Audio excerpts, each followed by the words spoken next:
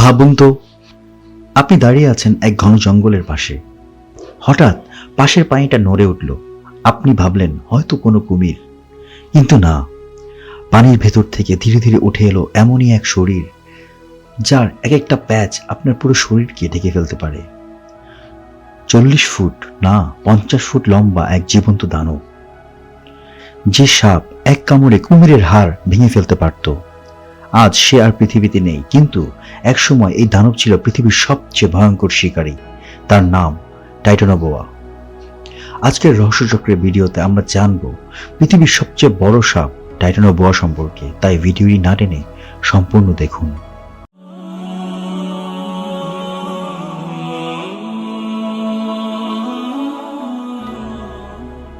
2009 সাল, কলম্বিয়ার ভয়ঙ্কর গরমে ঢাকা এক বিশাল কয়লার খনির গভীরে একদল জীবনাশ্ম বিজ্ঞানী খননের কাজ করছিলেন। এই জায়গার নাম সেরেহন কয়লা খনি। তাদের উদ্দেশ্য ছিল একেবারে আলাদা। তারা খুঁজছিলেন প্রায় 6 কোটি বছর আগের এক হারিয়ে যাওয়া রেইন ফরেস্টের চিহ্ন। ডাইনোসরের বিলুপ্ত হওয়ার ঠিক পরের পৃথিবী কেমন ছিল এই প্রশ্নের উত্তর।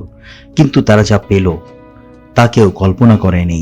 মাটির নিচ থেকে বেরিয়ে এলো এক বিশাল মেরুদণ্ডের হাড়, এতটাই মোটা যে মানুষের কবজির থেকে কয়েক গুণ বড়। প্রথমে বিজ্ঞানীরা ভেবেছিলেন নিশ্চয়ই কোনো প্রাণীর কুমিরের হাড়, কারণ সেই সময় জলভূমিতে কুমিরই সবচেয়ে বড় শিকারী ছিল। কিন্তু সমস্যা ছিল এক জায়গায়, এই হাড়ের গঠন কোনো পরিচিত কুমিরের সাথেই মিল ছিল না। আর তখনই আসে সেই মুহূর্ত যার পুরো জীবনাশ্ম ইতিহাস পাল্টে দেয়। এগুলো কুমিরের হাড় নয়, এগুলো ছিল সাপের মেরুদণ্ড। আর এই সাপ কোনো সাধারণ সাপ নয়, এটা ছিল পৃথিবীর ইতিহাসে পাওয়া সবচেয়ে বড় সাপ টাইটানোবোয়া। গবেষকরা বারবার হিসাব মিলিয়ে দেখেন। প্রথমে নিজেরা বিশ্বাস করতে পারছিলেন না, কিন্তু সংখ্যা মিথ্যা বলছিল না। দৈর্ঘ্য প্রায় 42 থেকে 50 ফুট, ওজন 2000 থেকে 2500 পাউন্ড। তুলনা করলে আজ পর্যন্ত রেকর্ডকৃত সবচেয়ে বড় অ্যানাকোন্ডা 28 ফুট, ওজনে প্রায় 500 পাউন্ড। মানে টাইটানোবোয়া ছিল প্রায় দ্বিগুণ লম্বা, 4 থেকে 5 গুণ ভারী।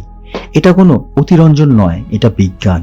এর উত্তরে লুকিয়ে আছে আধুনিক সাপের শরীরের গঠন। আজকের বোয়া বা পাইথনের ক্ষেত্রে মেরুদণ্ডের আকার ও শরীরের দৈর্ঘ্যের মধ্যে একটি নির্দিষ্ট গাণিতিক সম্পর্ক থাকে। সেই সূত্র ব্যবহার করে টাইটানোবোয়া পূর্ণ দেহের মাপ নির্ণয় করা হয়, আর ফলাফল ছিল ভয়ঙ্কর। ডাইনোসরের বিলুপ্তির পর পৃথিবীর সবচেয়ে বড় স্থলভাগের শিকারী ছিল এই সাপ। এখানেই গল্পটা আরো ভয়ঙ্কর হয়ে ওঠে। প্রায় 58 মিলিয়ন বছর আগে প্যালিওসিন যুগে পৃথিবী আজকের তুলনায় ছিল সবচেয়ে বেশি গরম। উত্তর কলম্বিয়া তখন গড় তাপমাত্রা ছিল প্রায় 32 ডিগ্রি বা তারও বেশি। কোনো শীতকাল ছিল না, কোনো বরফে ঢাকা মেরু ছিল না। চারদিকে শুধু গরম আর্দ্রতা এবং ঘন জলভূমি। আর এই পরিবেশ ছিল শীতল রক্তের প্রাণীদের জন্য স্বর্গ, কারণ সাপ নিজেদের শরীরে তাপ নিয়ন্ত্রণ করতে পারে না। পরিবেশ যত গরম, তাদের বিষক্রিয়া তত দ্রুত হয়, আর বিপাক যত দ্রুত, শরীর তত বড় হতে পারে। আজকে অ্যামাজন বা কঙ্গো জঙ্গলেও টাইটানোবোয়ার জন্য যথেষ্ট গরম নয়, তাই আজ আর এমন সাপ জন্মায় না। টাইটানোবোয়া ছিল একটা বিশেষ সময়ের ফল, একটা অতিমাত্রায় উষ্ণ পৃথিবীর সৃষ্টি। সিনেমা যেমন দেখায় দৌড়ে আক্রমণ, একদমই না।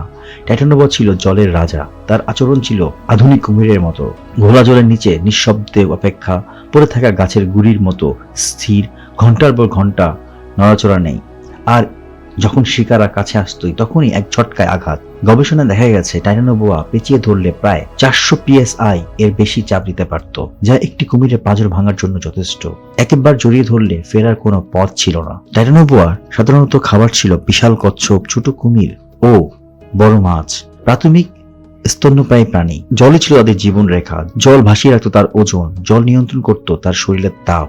স্থলে টাইটানোবোয়া বেশি সময় টিকতে পারত না। উত্তরটা খুব সহজ, পৃথিবী ঠান্ডা হয়ে গিয়েছিল। প্যালিওসিন যুগের পর তাপমাত্রা ধীরে ধীরে কমতে শুরু করে, আর ঠান্ডা মানেই ধীর বিপাক, কম চলাফেরা, শিকার করতে অক্ষমতা।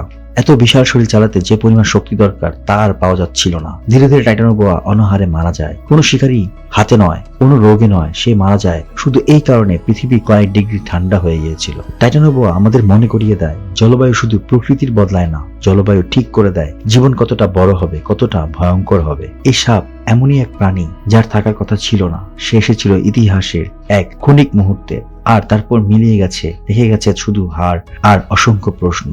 আপনার কি মনে হয় আজকের পৃথিবীতে যদি টাইটানোবোয়া এখনো বেঁচে থাকতো, তাহলে কি মানুষের সভ্যতা এভাবে গড়ে উঠতে পারতো? আপনার মতামত কমেন্টসে লিখে জানান।